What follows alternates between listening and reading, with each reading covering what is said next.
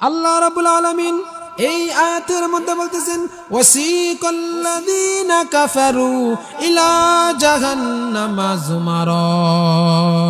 কাল হাশরের ময়দানে যখন আল্লাহ রাব্বুল আলামিন হযরতে ইসরাফিল আলাইহিস সালাতু ওয়াস সালামকে ডেকে ডেকে বলবেন, এরে ইসরাফিল তুমি তোমার সিংহে প্রথম ফুৎকার দাও।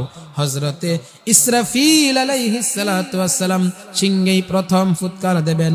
ইসরাফিল আলাইহিস সালাম সিংহে প্রথম ফুৎকার দেওয়ার সঙ্গে সঙ্গে পুরোটা দুনিয়া চূর্ণ বিচূর্ণ হয়ে যাবে। মানুষের কানের মধ্যে একটা মায়াবী কণ্ঠ লাগবে।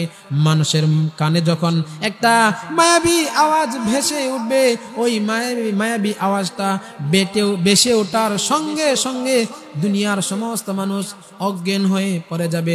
মাটিতে পড়ে যাওয়ার পর আস্তে আস্তে পুরোটা দুনিয়া যখন কিয়ামত সংঘটিত হয়ে যাবে, তখন আল্লাহ রাব্বুল আলামিন হযরতে ইসরাফিল আলাইহিস সালাতু ওয়াস সালামকে ডাক দিয়ে বলবে, আরে ইসরাফিল তুমি তোমার সিংহায় দ্বিতীয় ফুৎকার দাও।